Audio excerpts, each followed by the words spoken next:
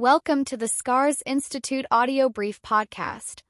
Today's podcast is The Legacy of Parihaka, a story of resilience and acceptance. It's a powerful story, a beacon of courage, dignity, and peace, as told by Dr. Tim McGuinness. Created by the certified professionals at the Scars Institute, this podcast introduces important information to help you learn and better understand about scams and fraud, scammers, and cybercrimes. But even more, they are about helping scam survivors learn how to overcome the trauma they cause and how to embark on their journey of recovery. Our Scars Institute podcast series helps victims and survivors better understand how these crimes happen to them and how to address the emotional and psychological challenges that result from their experience. We hope it helps you learn to recover and be safe online. Make sure that you subscribe to our channel to hear all of our podcasts and enlightening videos. The story of Parihaka is not only a tale of resilience, but a profound lesson in how to respond to aggression with unwavering dignity, unity, and peace. On November 5, 1881, Parihaka, a peaceful Maori village in Taranaki, New Zealand, faced a force of 1,600 armed colonial soldiers intent on imposing control. Led by Tohu Kākahi and Whiti o Rongomai, the villagers responded with a peaceful resolve that stunned the invading forces. Thousands of villagers, including children known as Ngā Tātarakihi, the Cicadas of Parihaka, stood unarmed, singing to the soldiers, while women offered them bread as a gesture of hospitality. White feathers, or raukura, were worn as symbols of peace, dignity, and defiance. Despite their peaceful stance, the villagers endured brutal repression as the crown seized land, imprisoned many, and occupied the area for 5 long years. Parihaka's legacy endures as a powerful reminder of nonviolent resistance, inspiring future movements. Yet it remains less widely known than other global stories of peaceful defiance.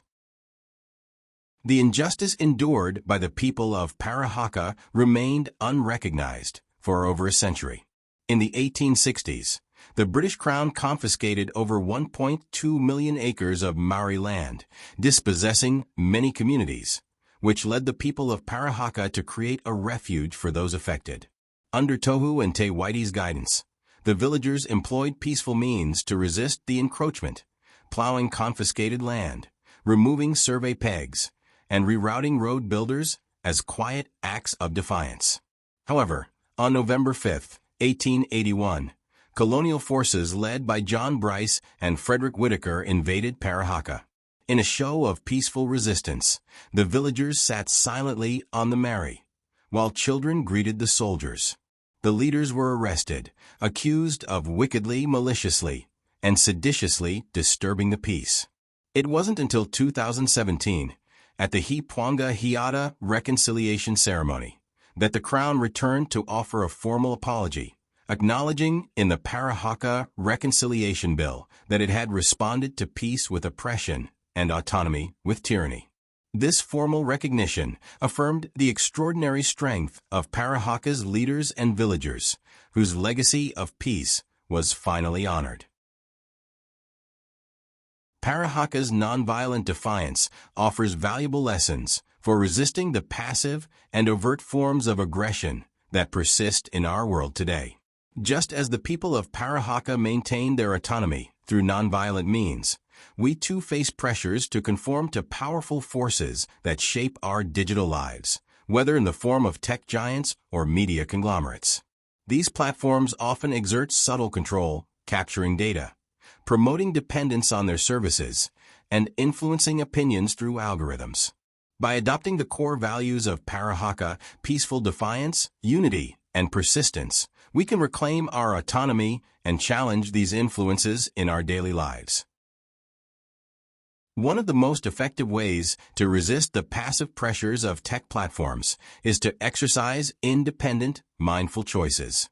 Much like the people of Parihaka who cultivated self-determination by reclaiming their lands, we can reclaim our digital independence by consciously choosing which platforms we engage with, setting boundaries on how much information we share, and seeking out alternative services that respect privacy.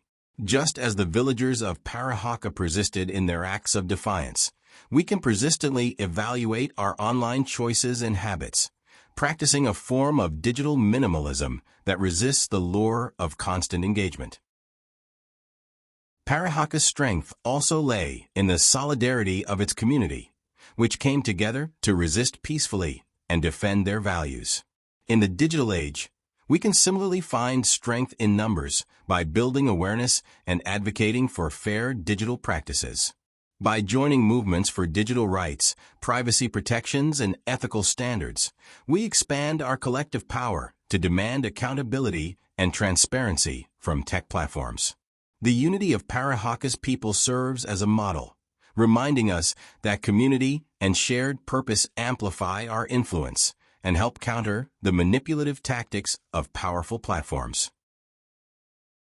The resilience of the people of Parihaka is evident in how they remained steadfast in their values, even in the face of overwhelming adversity.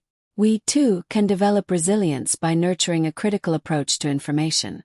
Just as the villagers responded thoughtfully to intrusion and aggression, we can approach the media and online content with a questioning mind, verifying sources, understanding biases, and resisting sensationalized narratives. This approach helps us avoid falling prey to misinformation and keeps us grounded in facts, reinforcing our digital and personal autonomy. Parihaka's story invites us to adopt a spirit of peaceful defiance and to live with autonomy and dignity, even in the face of powerful forces. Just as the people of Parihaka refused to respond with violence, we can choose to navigate our own challenges with a mindset of peaceful resilience. The raukura that symbolized peace for the villagers can serve as our symbol as well, reminding us to stand firm in our values, live with intentionality, and guard our autonomy. Through mindful resistance, community unity, and resilience, we carry forward Parihaka's legacy and continue its work of shaping a world that honors self-determination and peace. As we remember Parihaka, may we celebrate its legacy not only as a story from history, but as an enduring movement that empowers each of us to live with purpose, courage, and peace in the face of adversity. The story of Parihaka resonates deeply with scam victims because it exemplifies the strength and resilience needed to overcome oppression, betrayal, and loss without losing one's sense of dignity. Just as the people of Parihaka responded to aggression with peaceful resistance and unity, scam victims face a profound challenge in reclaiming control over their lives in the aftermath of deception.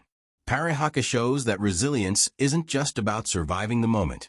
It's about choosing to rebuild and stand firm, even when scars remain. The legacy of Tohu Kākahi and Te Whiti o Rongomai reminds victims that healing often requires a commitment to nonviolent inner strength, mindful boundaries, and unity with supportive communities. Just as Parihaka transformed pain into a message of peace, scam victims can transform their experiences into a source of resilience, wisdom, and empowerment, finding strength in themselves and others who have endured similar struggles. Thank you for listening to our podcast. On behalf of the Whole Scars Institute team, we hope this has helped to provide a deeper understanding of this important topic. Remember to subscribe or follow us to stay informed of all our articles, publications, and videos as they are released. Also, did you know that the Scars Institute publishes a whole series of self-help books? You can see them at shop.againstscams.org. If you have been victimized by a scam, the Scars Institute can help you. To begin, visit scamvictimsupport.org. If you are ready to join a Scars Institute support and recovery group, visit support.againstscams.org. To enroll in the Scars Institute Scam Survivors School's next class, visit scarseducation.org. All Scars Institute Victim Survivors services are completely free. We understand what you have gone through, and we can help. Contact the Scars Institute today.